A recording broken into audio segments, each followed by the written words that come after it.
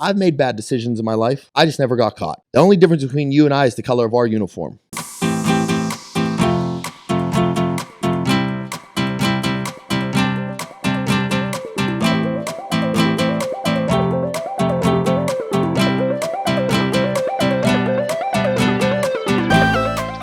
Welcome back to Fishing Without Bait, a lifetime without definitive expectations, where we help people explode into their lives through full impact mindfulness. We help people create themselves rather than find themselves. And the only requirements are the honesty, open-mindedness, and willingness to try. And we're going to continue our conversation with Shane, our pro wrestler, pro fighter, and pro trainer, and also a faith-based individual. Stay tuned. At this time, when you were doing the pin setting and you were doing things you left at home at 18, you realized that you had to put yourself in a position to succeed. So tell us about the places, situations, things that you put in your life that put you in a position to succeed. So one was simply as crazy as answering that ad in the newspaper. I think it was Craigslist at the time. And it was like, hey, we need extras for a TV show. Cool. Sign me up. I have no experience. I don't know what I'm doing. I'm a freaking bussing tables at the Cheesecake Factory at the time. But I knew I needed money, and I knew I needed to do something a little bit better than what I was doing. And I was living in a house, again, in a very bad neighborhood. It was a nice house, 4 bedrooms, but I had 4 roommates. And I didn't like living there either. It became a party house, and it wasn't for me. But if I wanted to change, I had to change the way I operated. Okay. So what direction did you think about going into that you had to put an action plan together? So I started my mixed martial arts career shortly after. Things were going great, but at the time, there's not a lot of money in that. And I was bussing at the Cheesecake Factory. I ended up getting a bar at a nightclub, or a job at a nightclub, and the recession hit in 2008. Not a lot of money coming in. I was making like $50. It was like really, really bad. So thankfully I had started this MMA career. A kid from high school called me, who was on my wrestling team. He said, hey, do you want to try this thing? I was like, what are we talking about? He's like, MMA. He's like, it's all the thing. We were on wrestling, and like, we'll do really well. Fast forward, my trainer that was teaching me invaluable life skills while also teaching me to defend myself and potentially do harm to other people, but in the best, most positive way, worked at the county prison. And he said, hey, he looked after me from, my 20s, into my 30s. And he's still in my life today. He goes, why don't you come get a job with me? I was like, I don't want to work in a jail. That's not me, right? I wanted to be out. I wanted to live that life. I wanted to be in the clubs. I was doing all the things. I wanted free time. I didn't want a system. I didn't want regiment. But I realized the opportunity that was in front of me, and having never went to college, to have the possibility to make $100,000 a year without a college degree at that time, I had to jump all over that. So in order to be in the MMA, obviously you had to have some physical attributes to do that. How did that happen? Thankfully, I've always been blessed as an athlete. I was little, significantly smaller than I am right now. I was always the skinny kid, but I was always in shape and always had a ton of energy. So that translated to the field or to the mats. I was recruited by my high school wrestling coach at Brashear my senior year. Didn't know what I was doing. I always loved pro wrestling, but this was an entirely different beast. Indeed. But it taught me so much, and those coaches instilled so much discipline in me in 1 year's time that it set me up for my adulthood. And then I began bodybuilding. Didn't know what I was doing, but bunch of guys, we were working out, we were staying in shape. Then I got this call to try to do this mixed martial arts thing. Jumped on the mats. I actually submitted the trainer that was there. I didn't know what I was doing, but the way my brain works is very logical and problem solving. So to have that ability and be able to see things so far big picture and not be narrow-minded, it allowed me to use my athletic ability and my mental capacity in the same extent, because I'm sure you've heard this about mixed martial arts, but it's like a giant human chessboard. So I got to combine all of my attributes into one, and thankfully it set me up for the rest of my life. So you had 3 matches and you won them all. However, you chose to walk away, step aside. So I actually had 18. Oh, you did? I had 3 as a professional. I had 15 amateur fights. Okay. I won 2 titles, 2 different weight classes in the same year. So I was pretty good at what I did. And I took a few L's as an amateur, but it was to grow and learn moving forward, because you don't lose, you learn. That's one of the things I try to tell people, as that failure is not the end of the world. Failure is a learning experience. No one ever learns anything by success. If a baseball team won every game, pretty soon people wouldn't even go to the park to watch them. Right? There's no adversity. There'd be no interest. Right? There has to be some sense of competition. There has to be some fear. And quite often in the 12-step world, what we do is we offer people, we wish them the gift of desperation. We wish them the gift of desperation. How badly do you want this? As bad as you want to breathe, if you want something that bad, you will succeed. Yes, absolutely. So, unfortunately, Shane, I've never found a motivation pill that I can give to someone. They don't make one of those. No. So what was that inner drive of yours? It was wanting to be the best. Simply speaking, wanting to have more than I had growing up. It was always inside of me. There was, like I said, I don't know, maybe I'm the anomaly here. Maybe I'm the outlier. Maybe the way my brain works isn't quite the same as most human beings. But it's never steered me wrong. It's never led me into a negative realm. Now, granted, I've had many, many opportunities, and like, I am not perfect. I am not a saint. I'm not an angel. But again, being able to look at a bigger picture than being so narrow-minded, narrow-sighted has allowed me to view the world in a different capacity. And I could always see the future. I didn't know what exactly it held, but I knew there was more on the horizon. So every time I did something, I thought about the future. Even so much so as, and like, I'm sure this doesn't seem like a big thing, but when I was 20 and started mixed martial arts as a young kid, you get attention from a lot of women. And never once did I ever send like a lewd picture or anything, just because I knew someday that could haunt my past, or my past could come back to haunt me. And I know a lot of people free with it. They send them out all the time. But I knew I was going to be a professional fighter. And I knew I couldn't have that on my history. And it's something so small, but I always looked forward to the future. Well, in the 12-step world, Shane, we call that playing the film the whole way through. Not just stopping at the middle, because an addictive mind will stop the film at the middle when everybody's having fun and you're romancing the situation and da-da-da. They don't play the tape the whole way through until Godzilla comes and burns down Tokyo. They stop it halfway through. Yeah. They don't think of the consequences. We talk about choices, and if you understand and are willing to accept the consequences, then everything's a choice. Okay, but most people don't think it through to the possible consequences of their choices. Yes. And it sounds like that's what you were doing, rather than just full speed ahead with an emotional mind. Damn the torpedoes, full speed ahead. You thought of the consequences of your actions. So much so. I mean, I would go out to the nightclubs and I would hang out with my friends on my nights off. I was working at the jail at the time, but I would have water because I knew, again, where that path was going to lead me and where those actions would take me.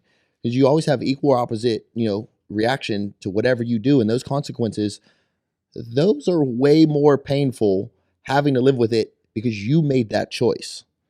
And I would go out all the time. But I just wanted to be social. I wanted to hang out with friends. That's what they would do. So I would go. But everyone would be like, oh, here, just have one. No, thank you. No, thank you. Not today. Yeah, not today. I'm in training camp. And the good thing was mixed martial arts led me to everything that I have in my life because I fought 4 or 5 times a year. So I was always in training camp.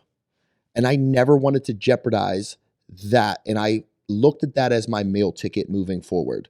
How long did you work at the jail, Shane? I worked there for 10 years. The Allegheny County Jail? Allegheny County Jail. I've been down there a number of times to see patients that were incarcerated. Buddy, that's a place where hope went to die. Yeah. And I'll tell you what, they treated me as poorly as they did the inmates. Oh, same. That's why I'm no longer there. Yeah. It continuously got worse. And as the staff evolved and leveled up and ranked higher, everything just kept getting worse. And then we were frowned and looked down on, frowned upon. Whereas if we could do all of the harm, but like we're supposed to be there, our title is not a jail guard. Everyone thinks we're jail guards. We're a corrections officer. Right. We're there to correct behavior, correct things that were incorrect, right? That is the reason human beings are institutionalized. They're locked up to help them. But I've seen it so many times. That is not the case whatsoever. And I'm sure you can agree. The criminal system in this country is based on punishment. Yes. Not recovery. Yes. Oh, hi. Jim Ellermeyer back again from Fishing Without Bait. And as we offer and express transparency, this is a shameless plug for a book that we are selling. This is a 365-day calendar where we have a Zen type of picture to draw with a caption, and then we ask some thoughtful questions that people can answer, such as, what are your general thoughts about the quote? What is the morning thought in the morning? What is your evening thought? And what will you do tomorrow to spread kindness? Okay? And the beauty of this is that it's not numbered. You can pick any page out. It's not numbered. You can pick any day out and pick any quote out you want, or not. So what we're doing, we're asking people to use this as some type of a mindfulness activity to start their day. When we start our day, not trying to race through the day or with anxiety, but rather maybe some introspective self-talk, some internal validation. And what we're doing here is this. Also, what we'd like to do, we're going to be offering some Patreon material, maybe some behind the themes things, or some of the podcasts that we've done where we take a deeper dive. And we'd like to get your thoughts on that. What would you like to see? Are there any podcasts that we've done where you would like us to do a deeper dive? So you can please contact the show, and we'd be glad to explore that. And as always, we're looking for stories of recovery. Everybody's in recovery from something. We like to know how you got here from there. And please be good to yourself. And yes, this is a shameless plug. Well, it's just like anything else, right? There's no money in the other. Well, what we try to do is we help people try to separate the person from behavior. Mm-hmm. Okay. And I give this as an example all the time. I have a 10-year-old grandson, and he can have some different types of attitudes. And what I'll tell him is, buddy, I love you. You're my blood. I love you. However, the behavior, not so much. How can you and I work together on the behavior? So we make the behavior the issue, not him. I love that. And again, that can go back to me growing up and using my childhood or where I came from and any number of excuses that I would like to throw. I'd be like, well, that was a product of my environment. Well, you found out what you didn't want to do, Shane. Right. And I also watched my brother get his mouth washed out with soap, and I was like, I will never be that disrespectful little guy. Not me, no thank you. I think all you have to do is have that done once. Mm-hmm. And if you go back again, oh boy, then you've got some problems. Yeah. So you decided to leave the jail. I did. It was no longer serving of me. I realized I was not making a difference. I was there collecting a paycheck. And in order for me to continue there, I had to spend another 10 years of my life to get a vested pension. I couldn't do it because, again, I had this burning desire within inside of me that I gave up my mixed martial arts career to help my father. I stayed at home. I worked at the jail. I made the money. I paid the bills. And then he passed away. I continued my career for another year in mixed martial arts, but I was suffering from burnout. The sport was very real. It was getting significantly harder. I was 3-0 as a professional, and the opponents were not getting any easier. I watched a lot of my friends be very successful, some even becoming UFC world champions. Oh, wow. So like I was surrounded by very, very talented people. I had big offers, but I decided to stay at the jail. I decided to be the good son, play that role, and it burnt me out. So Well, that says a lot about your character, Shane. I appreciate that. It's my father and my mother, they did their best and they took care of me, and I will never harbor that resentment for how I grew up. The past, you can't change it. But Taking what care you of your father, was it the right thing to do? Do you absolutely regret it? not one bit. Okay. That's generally what I ask people. You Not one regret what bit. you did? And if they say no, I say, then there's your answer. Now, but what led me into my future was regret. Not regret for taking care of my father, but regret for not pursuing my mixed martial arts career further and letting that die down. I was 30 and I was like, I'm old as an athlete, Yeah. right? And this is what I've been taught. I'm like, okay, well, UFC's never going to call. And again, that rang true for a lot of my friends. They did call and they're still calling. But I was like, never, I'm not doing that twice. I had an opportunity present itself to become a professional wrestler. I started to do well. I was like, I'm quitting the job. I had an opportunity to move to Baltimore for Ring of Honor. I took it. So what training school did you go to? I was here in Pittsburgh. I went to the Iron City Wrestling Academy, the ICWA, Okay. for International Wrestling Cartel. Okay. I was at a friend's house watching a pay-per-view, wilding out on the couch, just hanging out with the guys. And one of the guys there was a wrestling manager, Justin LeBar. Got to send a big thank you because he goes, hey, there's a tryout next week. You should do this. Me being that guy, I'm like, my mom often compares it to living a bucket list lifestyle because when an opportunity presents itself, I can't say no. I want to try it. I at least want to experience, see if I'm any good at it, see if it piques my interest. And I grew up always a massive fan of professional wrestling, but I went into the martial arts realm, which was real, not fake, right? It's very much real. But I couldn't do it. I couldn't sit at the jail anymore. I couldn't watch myself. And again, the forward thought of being there 10 years later, retiring at 40, even if I wanted to, having a vested pension, so much, right? I watched what it do to other people in front of me, and I've decided that wasn't the life I wanted to live. I had a girlfriend at the time. We got engaged. We got married. We sold our house. I quit my job. We moved to a different city. I decided to bet on myself. Well, Shane, we talk about this quite often on the show, that there's a difference between a risk and a gamble. A gamble, you can lose everything. A risk, you can recover from. So it sounds like to me, you weighed the difference between a risk and a gamble. And it was a risk leaving your job at the jail. However, you knew you could recover from that. But the bigger risk was if I did nothing.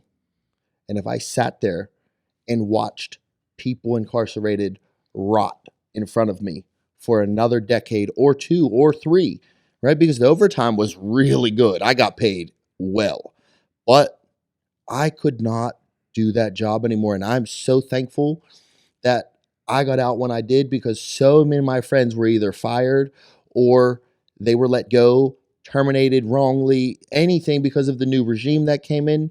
So the risk reward. It sounds soul crushing. It What was was the return on your investment of working there? finances only. Yeah. That was it. It was great. I had 8 weeks of vacation. It sounds great. I had good health benefits, all the things that people tell you that you should have. But I dreaded going to work every single day of my life. Okay. And there would be often times that I would call off. There were times I sat in the parking lot.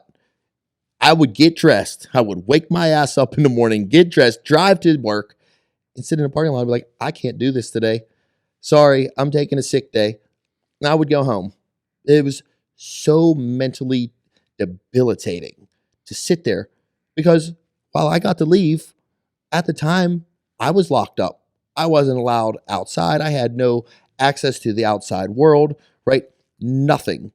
I might as well have been incarcerated. And I used to tell the inmates this often. I was like, I've made bad decisions in my life. I just never got caught. The only difference between you and I is the color of our uniform. And they respected me for that so much. And I treated them like human beings, not like animals. But it was a shame, but the guys that were supposed to be on my side, those were the ones that I had to watch out for.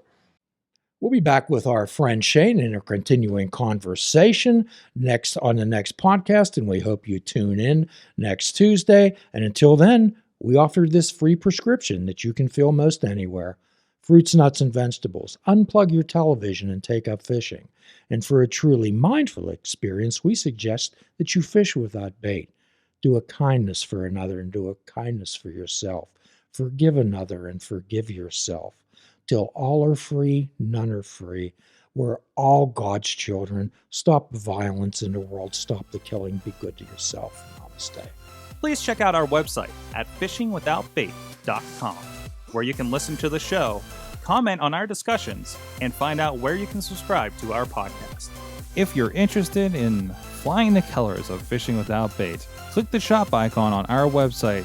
We have clothing, mugs, cell phone cases, and so much more. Show the world that you fish without bait. This show is a member of the Sorgatron Media Podcast Network. Find out more at sorgatronmedia.com.